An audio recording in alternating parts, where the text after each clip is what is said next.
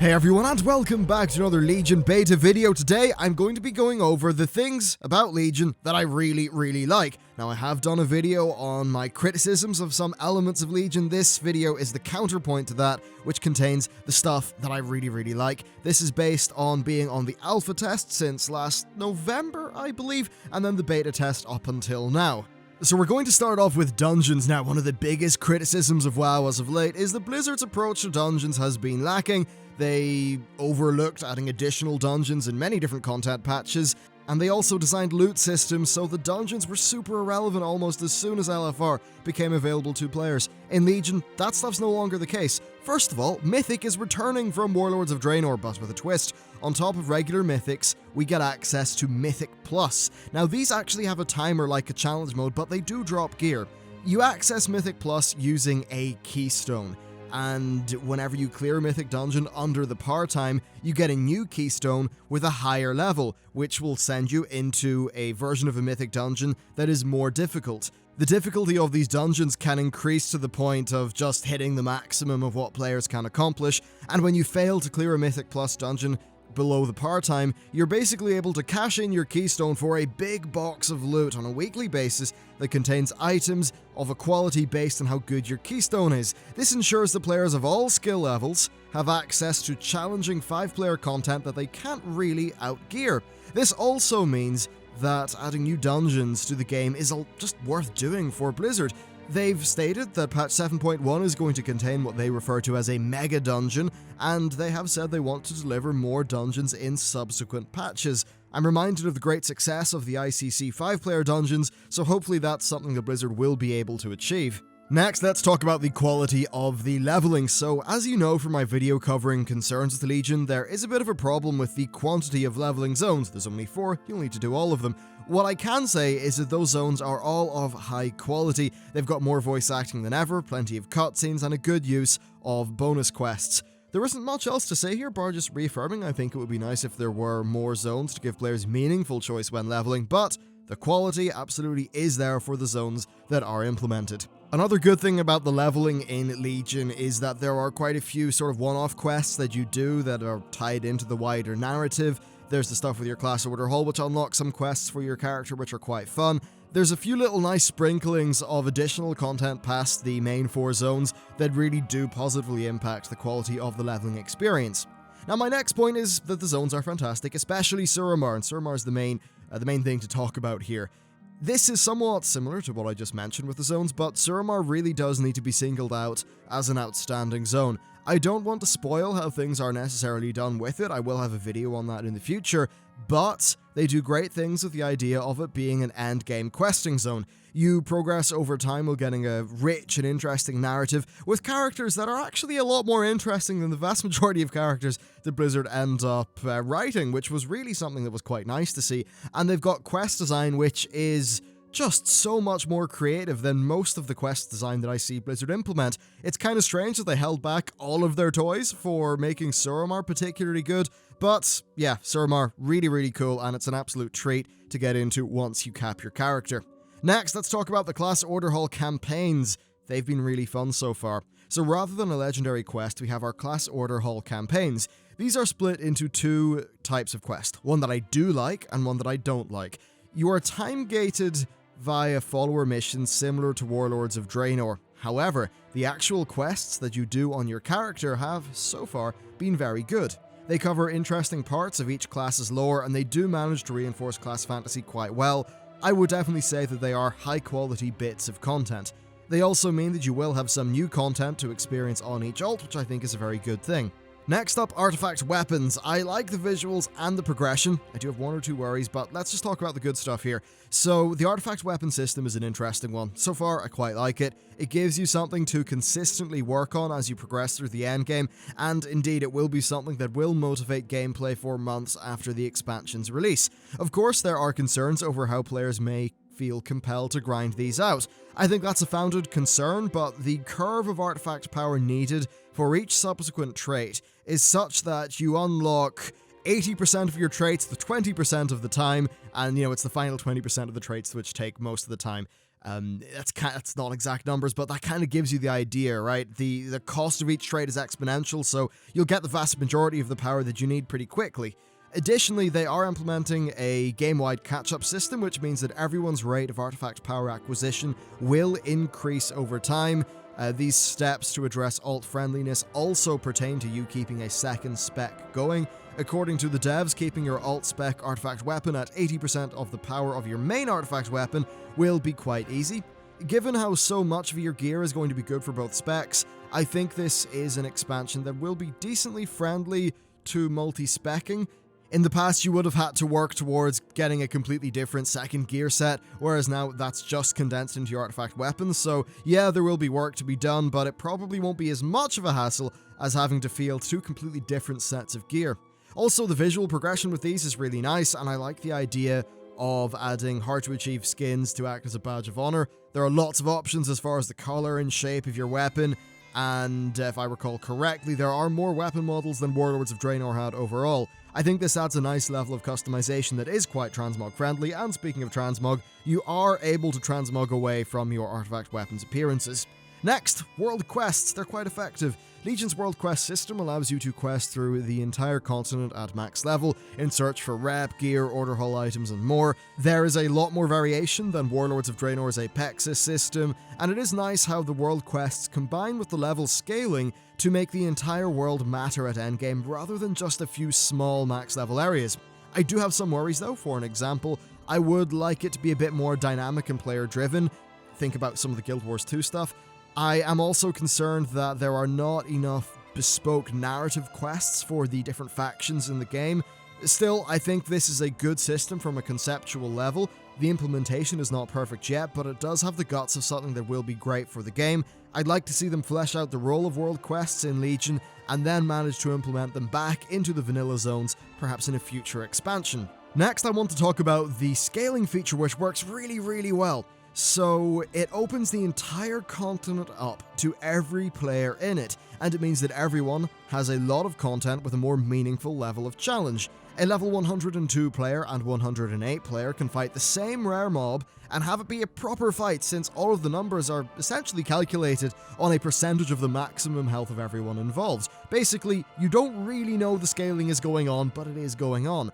This brings more players into the world of Legion, and in my experience has facilitated a lot more spontaneous cooperation between players, which has been a really nice touch. Combined with their updated tagging system, I think these changes make both leveling and endgame world content a lot more of a socially rewarding experience. Next, the new animations. They are really fantastic. Legion has brought an overhaul of the melee animations in the game.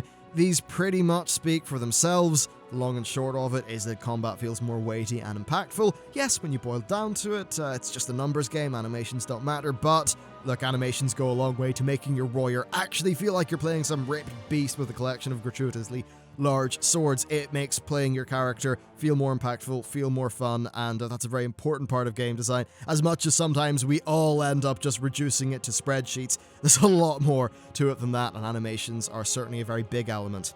Next, the action cam. I really like it. Not everyone does, but that's cool because it's optional. It gives you a camera perspective and behavior that more closely resembles an action game, makes the scale of the world feel greater, it frames your character in a more dramatic way that emphasizes motion and depth within the scene. It's very different from the traditional WoW camera, which, when you think about it, behaves very similarly to that of a first-person shooter, but kind of zoomed out behind the character. That's great when you're looking through the eyes of a character, right? Like an FPS camera, but it's a perspective that has been pretty much abandoned by most of the industry. Imagine Mass Effect 3, but with the camera like World of Warcraft's default one. It would be very strange. Of course, it's all personal preference. It's not something that I really intend to use when raiding. Rather, I just think that it's a cool option for players who like it, perhaps when they're leveling or just doing world quests. Next, let's talk about the music and art for the expansion, something that Blizzard pretty much scores a complete win on every time that they try. Once again, Legion does fantastically, the zones are beautiful, and the thing that especially stands out to me is actually the music. I think that Legion has a better score than Warlords of Draenor. I really did like some of the Warlords of Draenor music in terms of its listenability as kind of a standalone piece. However, I found that a lot of the Warlords music was very blaring, very booming, and maybe didn't do the best job of being the background soundtrack to actually you playing a game. I think the Legion music sort of recognizes that it's an ambient thing in the game, and it's meant to reinforce the rest of the game experience. So the music blends into the background and I think is more immersive. One of the things I liked about the vanilla WoW music is it was very immersive, right? As much as they really probably should have had more of it. I think Legion's getting back to those roots a little bit more, so there's less blaring and booming that makes you want to turn the audio down, and it all just blends in quite nicely. And in a complete departure from music and art, let's talk about the PvP progression system and balance. So, PvP balance is a complete mess at the minute on the beta servers. I'm going to assume that they fix that problem and talk about the PvP progression system. I quite like it. For someone who just wants to play WoW PvP in the same way that you'd hop into Overwatch and do a few quick play games, it allows you to grind up some pretty cool cosmetic rewards, have decent gameplay, and the way that they're doing PvP pretty much solves a lot of balance issues. So the long and short of it is everyone has a stat template. Every spec has a stat template. Doesn't matter what your gear is, when you go into PvP, your stats are set to this template. Now that template is then scaled based on your item level, so let's just go with an example. A player who is item level 800 has the default stat template. A player with item level 810 has the stat template scaled by 1% more. So a player with 100 more item levels than another player only has a power advantage of 10%, which I think is quite good, and the way that they've done that system allows them to tweak with stat templates to quite easily balance on the fly. Now, there is some controversy with the PvP talents.